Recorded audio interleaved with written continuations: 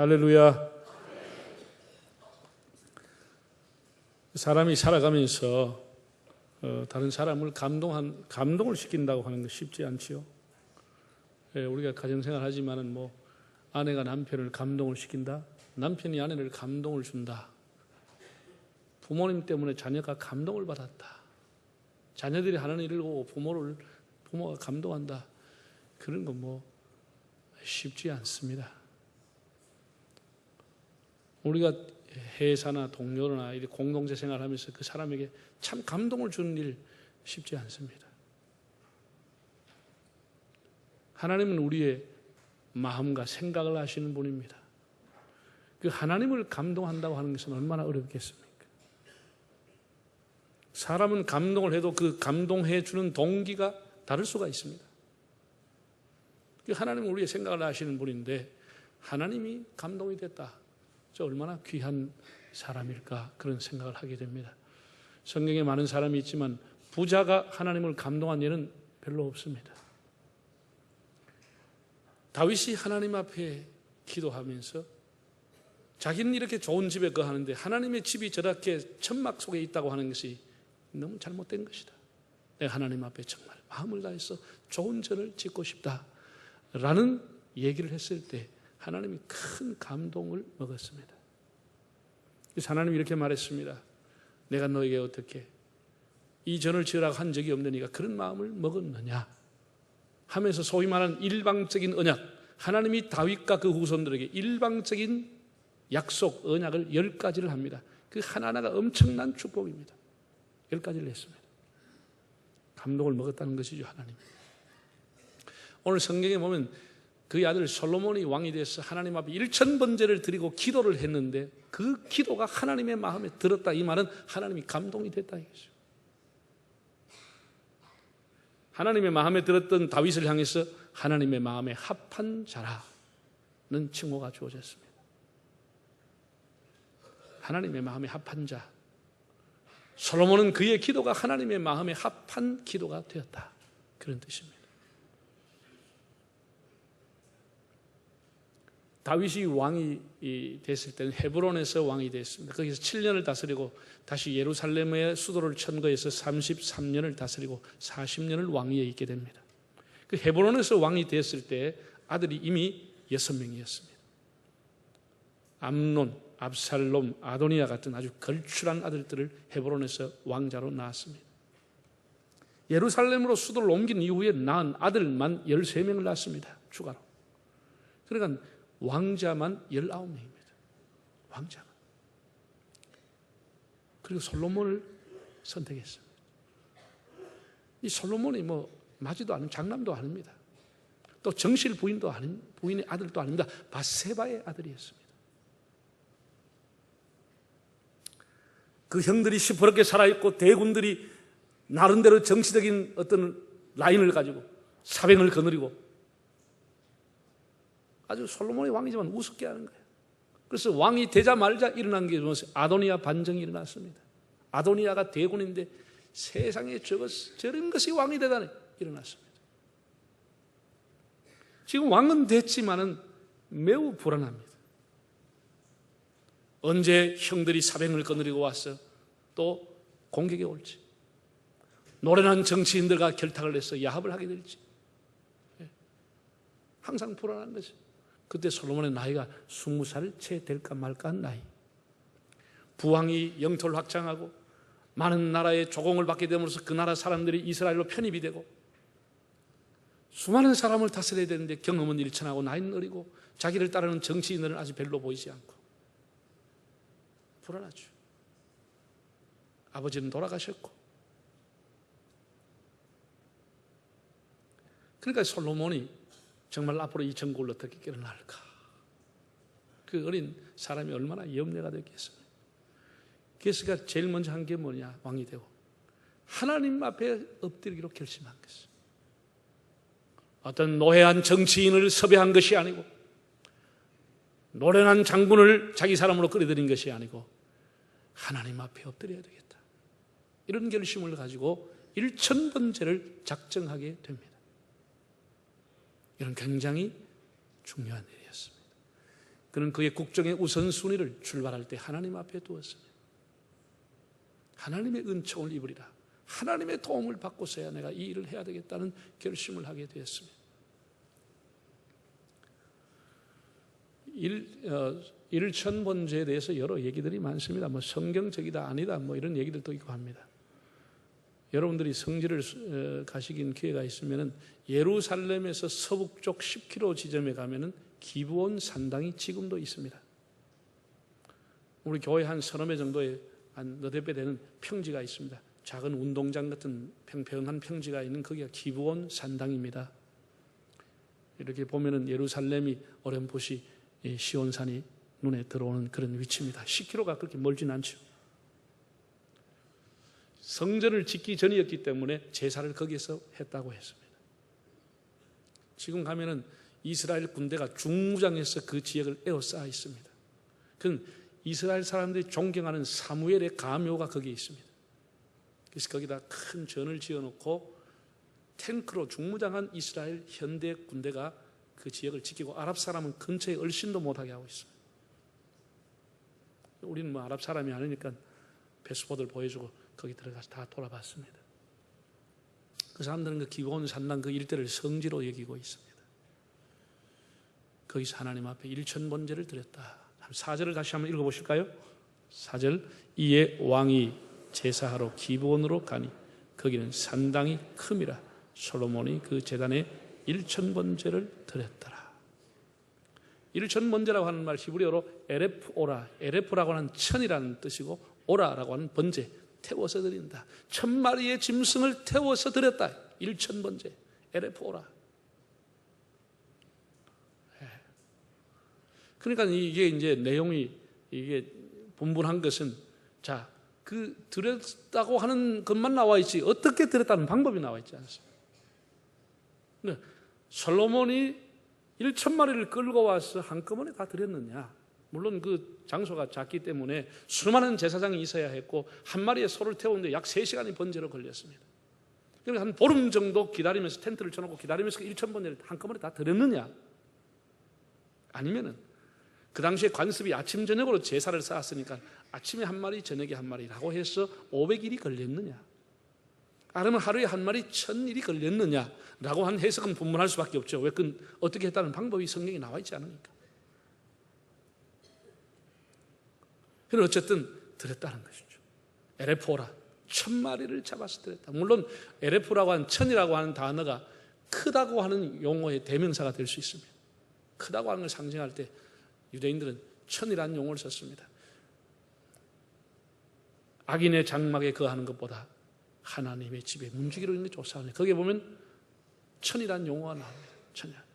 주의 공정에서 한 날이 다른 곳에서 1000날보다 나은지, 주님의 집이 하루가 다른 곳에 1000날보다 많다라는 거예요. 그 1000 많다는 뜻이죠. 많다, 크다, 넓다 그런 의미로 1000을 쓰기는 하지만은 많이 드렸는지 정확하게 산술적으로 1000마리를 드렸는지는 정확하게 우리는 알 수 없습니다. 그러나 원어상으로 보면 에레포라 1000마리의 짐승을 태워서 드렸다라고 되어 있습니다. 그래서 솔로몬은 1000번제 대명사가 됐죠. 그 1000번제는 방법보다 더 중요한 것은 의미입니다. 의미가 뭐냐? 그 어려운 난국을 맞이하면서 불안한 정국 속에서 자기 마음을 다해서 하나님 앞에 물질과 시간과 모든 것을 정성을 들여서 하나님 앞에 기도하며 하나님의 도움을 구하려고 했던 것, 이게 1000번제의 의미입니다. 그 불안한 정국에 하나님의 은혜를 받기 위해서 하나님 앞에 엎드렸다고 하는 것, 또 마음과 시간과 물질을 다해서 하나님 앞에 헌신 충성했다고 하는 것, 이것이 그 의미입니다. 성경에 나오는 많은 사람 가운데 솔로몬만큼 희생 제물을 드린 사람은 전무후무하죠. 그건 하나님의 능력을 어린아이처럼 사모했습니다. 나는 어린아이입니다. 나는 출입을 모릅니다. 이렇게 하면서 하나님의 도움을 구했습니다. 사실 사람은 젊을 때 뭐가 한 자리에 앉거나 무슨 회사를 격리하게 되고 뭐 좀 되면 생다이 기고만장하고 교만하기가 쉽습니다. 사람을 다 눈알로 깔로 봅니다. 여러분, 북한의 김정은이가 아버지 덕택에 금수저 물고 태어나가지고 세습해가지고 20몇 살에 이북의 최고 통치자가 됐습니다. 그러니까 사람들 다 누나를 보고 저 고모부터 없애버리고 박수 적당하게 친다고 끌고 갔습니다. 박수 잘못 치면 죽습니다. 그럼 뭐 마음에 안 들면 다 해버리는 거예요. 사람들은 그런다. 정말로 김정은이가 힘이 있어 저럴까? 아니면 쇼할까? 정말 힘은 다른 사람이 있고 다른 사람이 압력을 내서 죽이라고 한 것인가? 다른 사람은 리모컨을 잡고 있는 것이 아닌가? 이렇게 보는 사람이 꽤 많습니다. 어쨌든 젊은 날에 뭐 되는가? 눈안에 다 사람 비고 기고만장한 것이죠. 솔로몬이 기특하고 장한 것은 그 20살 무렵에 엄청난 영토와 그 많은 백성과 재물을 물려받고 왕이 됐지만 하나님 앞에 엎드렸다고 합니다. 나는 작은 아이입니다. 나는 부족합니다. 나는 경험이 일천한 사람입니다. 주님 저를 도와주십시오. 엎드렸다고 합니다. 이게 귀한 것입니다. 여러분 지금 우리가 살아가는 세상은 솔로몬 살던 시대보다 훨씬 더 어렵습니다. 솔로몬이 불안한 것 이상으로 우리는 다 미래가 불안한 사람들입니다. 여러분이 앞으로 어떻게 되실 것 같습니까? 우리나라가 어떻게 될 것 같습니까? 이번에 박근혜 대통령이 중국 가서 엄청난 대우를 받고 왔습니다. 정말 대서특별해서 특별 대우 받았다. 아이고, 그거 자체가 불안한 거예요. 보통 대우 받아야 되는데. 여러분 어떤 내하고 조금 관계가 있는 사람이 어느 날 식사 자리에 갔는데 어마어마한 곳에 데려갔어요. 제일 좋은 상석에 앉혀가지고 어마어마한 음식이 나와서 나를 막 높여줬다. 불안합니까? 불안합니까? 예? 이 사람이 나를 어혈라고 일어나 일어놓고 그 다음에 청구서가 올까? 괜히 걱정이 되는 것이죠. 이 사람은 뭘 부탁하려고 이러냐? 이제 대통령한테 청와대 앞에 어떤 청구서가 중국에서 날아올지 모릅니다. 이게 우리나라가 잘못하면 고립될 수 있습니다. 고립무원이 될 수 있습니다. 그 사람에게 특별한 대우를 했다. 옛날에 막 김일성이 서 있던 자리에 그 사람을 세웠다 막 하는데, 계산서가 뭐가 올까? 불안하죠. 여러분 지금 우리나라 청년들이 쓰고 있는 용어를 아시는지 모르겠어요. 젊은 사람이 쓰는 용어에 헬 코리아, 헬 조선이라는 말을 씁니다. 헬이라고 하는 것은 영어로 지옥이라는 뜻입니다. 헬 코리아, 조선, 한국 땅은 지옥이라는 거예요. 그래서 젊은 사람들 이 땅을 탈출하는 것이 그들의 꿈입니다. 한국 땅을 떠나려고 합니다. 4년 동안 대학에서 공부하고 그것도 막 빚을 내가지고 등록금 이렇게 대출 받아가지고 공부하고 심지어 대학원까지 공부하고 나와도 자기 전공대로 풀어먹지 못하고 자기 전공대로 직장을 선택할 수 없는 세상. 그 대학 공부와 아무 상관없이 일자리가 나오면 가야 될 그런 환경. 제가 글을 보니까 30대 한 중반쯤 되는 젊은 여자분이 쓴 글이에요.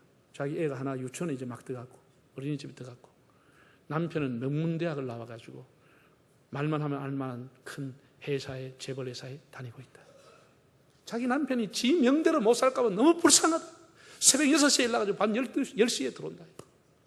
토요일 되면 어떤 프로젝트가 떨어지면 직원들이 다 모여 토요일 일요일도 없이 가서 일하고 있다. 이러고 50대면 잘라낼 거 아니냐. 아마 남편은 지명대로 못 살 것, 이 땅에 살았던 지명대로 못 살 것 같다. 우리 아이가 이제 어린이집에 가고 하는데 플랜카드가 늘 가면 한 달에 한 번씩 바꿔놓는데 그래도 그 중에서는 제일 건실하고 괜찮다고 하는 유치원을 선택해서 갔는데도 누구누구는 어디 가서 상 받아왔습니다. 플랜카드. 어디 가서 1등 했으면 상. 이러다 계속 어린이집부터 경쟁을 부추긴 이 사회 속에서 우리 애가 지명대로 살겠네. 이 불안해서 못 살겠다. 자기는 지금 자격증을 따가지고 온 가족들과 함께 캐나다로 가려고 준비하고 있다. 이게 지금 우리 한국 사회입니다. 대학을 4년 동안 공부하고도 자기 전공대로 자기 직장을 선택하지 못하는 현실.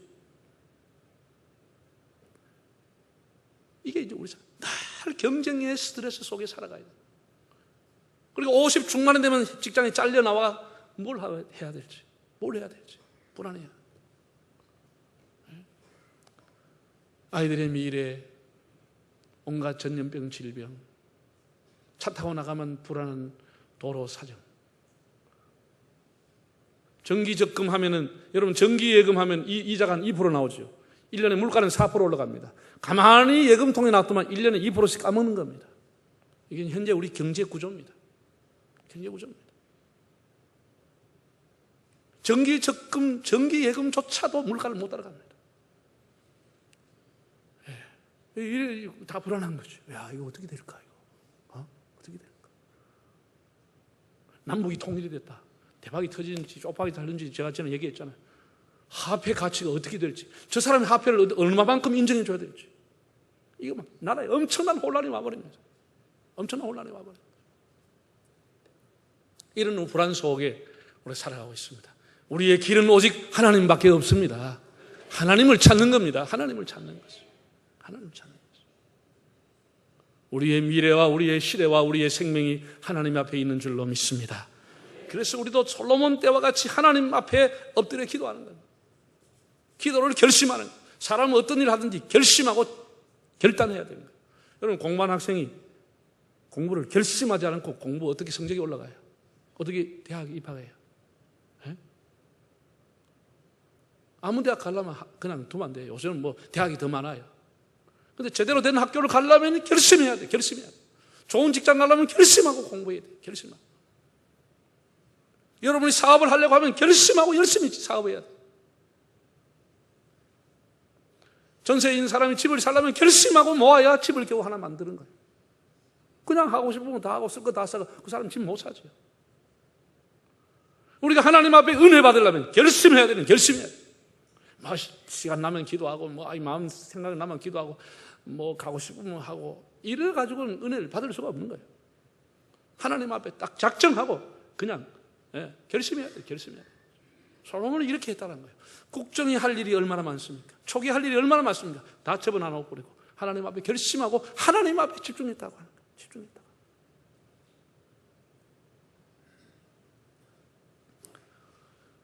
따라합시다. 기도를 결심합시다. 기도를 결심합시다. 기도를 결심하. 이게 중요해요. 결심이 중요한 거예요. 다윗 솔로몬은 1000번제를 딱 결심해 버렸어요. 이 뭐 성경적이냐 아니냐 뭐 이렇게 얘기가 많습니다. 여러분 보세요. 우리 교회 안에서 성경적이 아닌 게 많습니다. 교회 건사라고 하는 게 성경에 나옵니까? 당의 재직계가 성경에 나옵니까?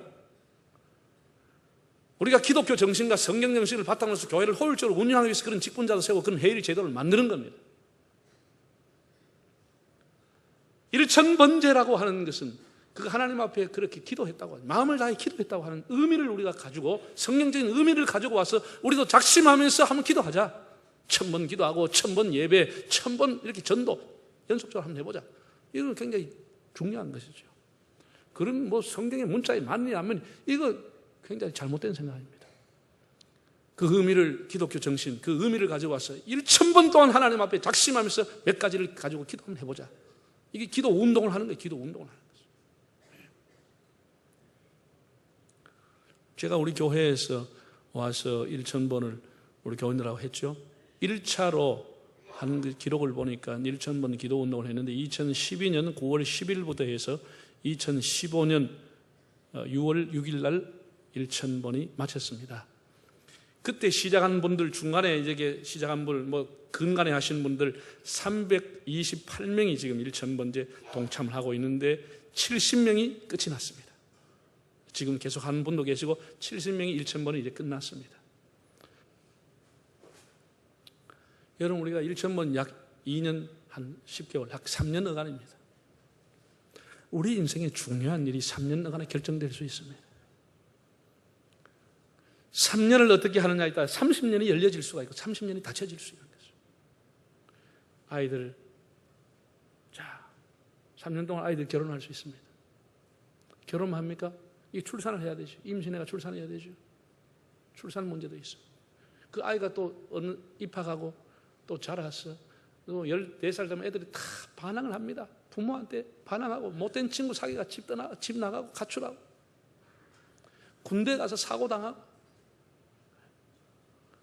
취업의 문이 막히고 3년 동안에 내가 직장을 이제 은퇴하고 그만두고 나와가서 새로운 제2의 창업과 새로운 인생의 이모작을 시작해야 되는데 뭘 해야 될지. 그동안 온갖 전염병과 질병이 우리를 공격하고 있고 이런 무수한 일들이 이 3년 안에 일어날 수 있는 것이에요. 3년 안에 일어날 수 있어요. 제가 전에 한번 얘기했습니다. 중직자, 피택자 교육에서 했는지 인생 열차를 우리가 다 타고 갑니다. 내가 인생이라는 긴 열차에 올라탔는데 부모님이 나한테 티켓을 줬어. 이걸 타고 네 인생을, 이 열차를 탔어. 나를 태워주고 나에게 티켓을 줬는 부모님도 어느 정도 시간에 가면 열차에서 내려가야 돼요. 그 열차에서 수많은 사람을 만납니다. 내가 만났던 사람들 이 칸에서도 내리고 저 역에서도 다 내리고 잠시 우리 그보다 만나고 가는 거예요. 부모님도 다 내려가. 나도 언젠가 그 역에서 어느 역에서 내려야 돼요. 그게 우리 인생 열차를 타고 있어. 무슨 일을 만날지 모르는 거죠. 파수꾼이 아침을 기다리듯이 정말 아침을 사모하며 주의 은혜를 사모하는 마음으로 하나님 앞에 기도를 작심할 수 있기를 바랍니다. 이제는 기도의 내용입니다. 기도의 내용과 기도의 확신입니다. 그럼 우리가 어떤 기도를 해야 될 것인가? 이 굉장히 중요합니다. 여러분이 즉흥적으로 그저 생각나는 대로 기도문을 작성하지 마시고 좀 기도문을 위해서 많은 생각하시고 하나님 앞에 질문도 하시고 하나님 제가 어떻게 기도할까요? 어떤 기도를 드리면 하나님 되겠습니까? 이렇게 깊이 생각을 하시고 기도문을 짧게 작성하세요. 막 기도가 막 너무 확실하지 않고 막 여러 가지면은 본인도 한 3개월 지나면 헷갈려가 무슨 기도 했는지도 모르고 또 기도가 또 바뀌어져. 또 한 3개월 또 바뀌어져. 이래가지고 기도가 어디 갔는지도 모르고 이게 이렇게 희미하고 마는 거예요. 그러니까 이렇게 작정해서 기도할 때는 기도 제목이 많으면 4가지, 작으면 3가지로 딱 정해가지고 뚜렷한 비전과 뚜렷한 기도의 제목을 가지고 기도해야 되는 거죠. 작정해서 하는 기도는. 온갖 것 가지고 기도하면 안 됩니다. 딱 작정된 기도. 솔로몬은 작정된 기도 하나였습니다. 그 엄청난 재물과 엄청난 시간을 들여가지고 마음의 하나님 앞에 헌신과 충성하면서 그에 드린 기도는 한 가지였습니다. 뭡니까? 백성을 잘 다스릴 수 있는 지혜를 주시옵소서. 한 가지였어요. 하나님께서 그 마음과 정성을 받으시면서 그에게 하신 말씀이 뭐냐 하면은 네 기도가 내 마음에 들었다. 네 자신을 위해서 구하지 않고 정말 잘했다. 그래서 하나님이 그의 인생에 보너스로, 기도의 보너스로 준 것이 엄청난 걸 줘버린 거예요. 솔로몬이 받은 것은 다 기도의 보너스입니다. 자기가 들었던 것은 한 가지였습니다. 하나님 그에게 군사력도 정치력도 지혜도 온갖 것을 그에게 주신 보너스로 준 것을. 우리가 기도의 제목을 잘하면 하나님 앞에 보너스로 엄청나게 받는 거예요. 못 믿으니까 아멘을 안 하는 것이. 믿는 사람은 아멘이에요. 기도 하나만 잘해도 10,000가지 복이 들어오는 거예요. 10,000가지 복이 들어오는 것이에요. 그 기도 하나님의 마음만 맞췄다 하면 이 놀라운 일이 일어나는 것이에요.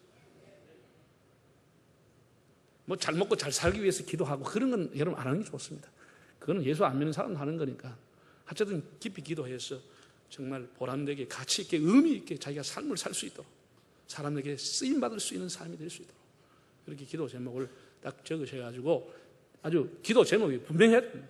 분명한 기도 그걸 가지고 하나님 앞에 기도를 드리는 겁니다. 이번에 우리 성도들 가정마다 하나님의 놀라운 은혜를 결심하고 할 수 있기를 바랍니다.